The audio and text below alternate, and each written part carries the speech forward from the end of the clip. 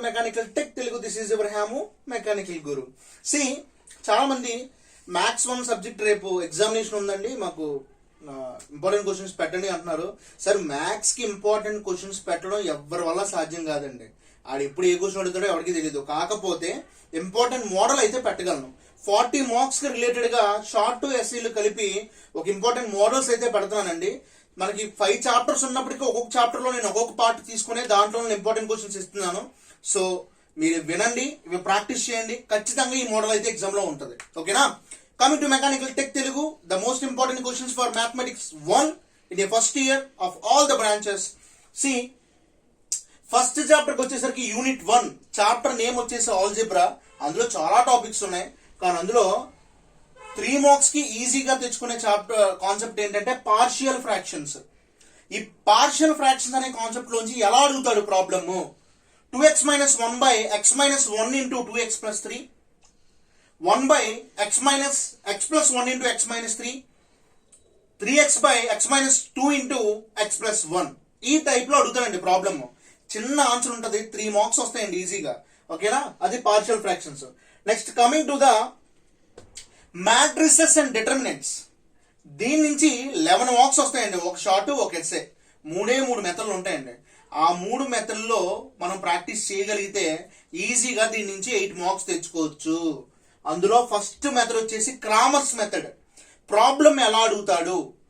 x plus 2y minus z is equal to -3, 3x plus y plus z is equal to 4, x minus y plus 2z is equal to 6 ఇలా అడుగుతాయండి. దీన్ని commerce method లో find చేయమంటాడు మనకి.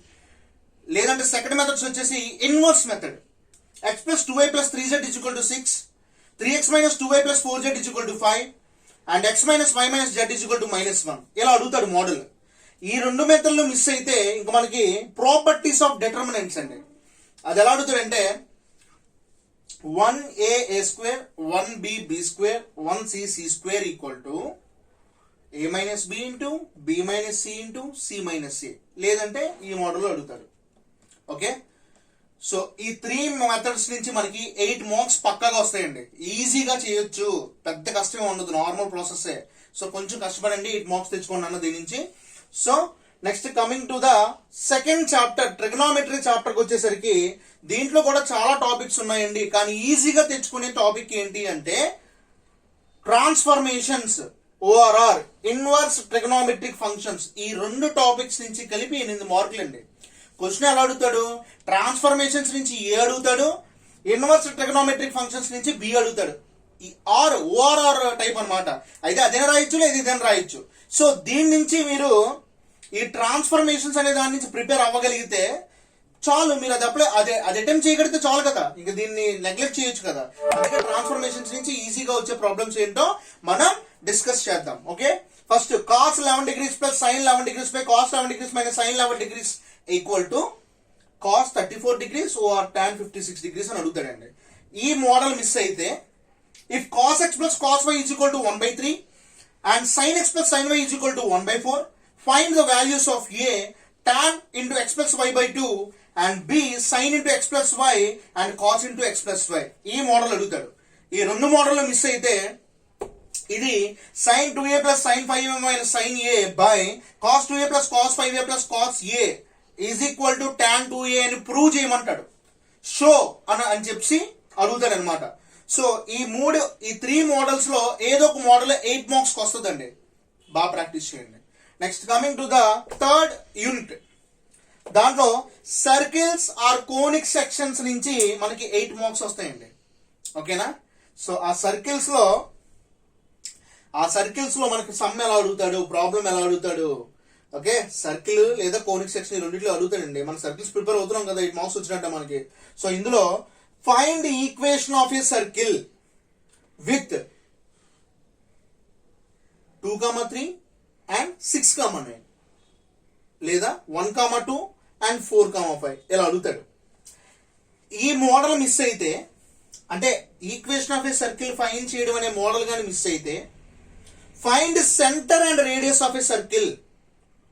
A 3x square plus 3y square minus 12x plus 6y plus 11 is equal to 0 లేదా 2x square plus 2y square plus 3x plus 7y plus z is equal to 0 ఈ model అని అడుగుతారండి.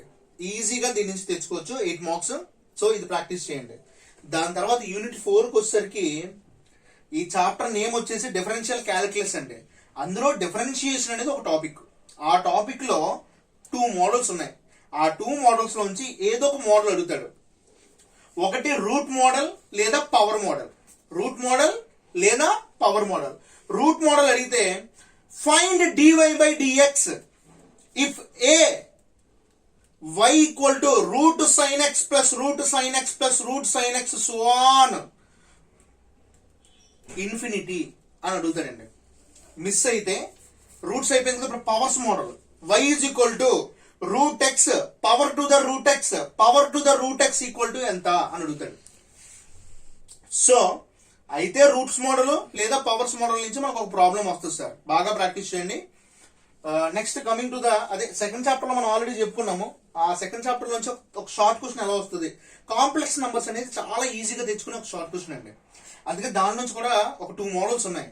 ఏంటంటే express module and amplitude form ఎలా అడుగుతారంటే అలా ఇచ్చి express module and amplitude form అని ఇచ్చి రూట్ 3 ప్లస్ ఐ అని అడుగుతాడు అంతే సమ్, లేదా 3 ప్లస్ 4i అని అడుగుతాడు. అంత చిన్న సమ్ అండి 3 మార్క్స్ కి. అది మిస్ అయితే find modulus of 9 by 4 plus 3i లేదా 7 minus 24i by 3 plus 4i.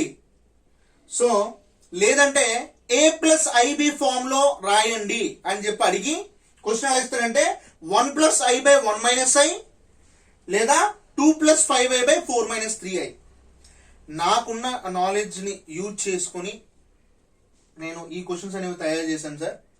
ఇదే క్వశ్చన్ పడుతుందా అంటే చెప్పలేం, కానీ అదే మోడల్ అయితే మాత్రం పడుతుందండి. మోడల్ ని ప్రాక్టీస్ చేయండి. ఇప్పుడు ఇదే సైన్ ఎక్స్ ప్లేస్ లో tan x ఇవ్వచ్చు, root tan x plus root tan x plus root tan x so on infinity అని ఇవ్వచ్చు. సైన్ ఎక్స్ ఇవ్వాలని రూల్ ఏం లేదు, కానీ మోడల్ అయితే అదేగా. సో అలా అడుగుతాడు అనమాట. సో ఇలా ప్రాక్టీస్ చేయండి ఈ ప్రాబ్లమ్స్ అన్ని కూడా. సో ఇవి ఇలాగానే కవర్ చేయగలిగితే మీకు 40 మార్క్స్ వస్తాయండి. నేనైతే జస్ట్ పాస్ అవడం కోసం, ఖచ్చితంగా పాస్ అవడం కోసం ఇచ్చిన సమ్స్, స్కోరింగ్ కోసం ఇచ్చింది కాదు. నాలాంటి వాడి కోసం పాస్ అవ్వడం కోసం ఇస్తున్న ప్రాబ్లమ్స్ అండి ఇది.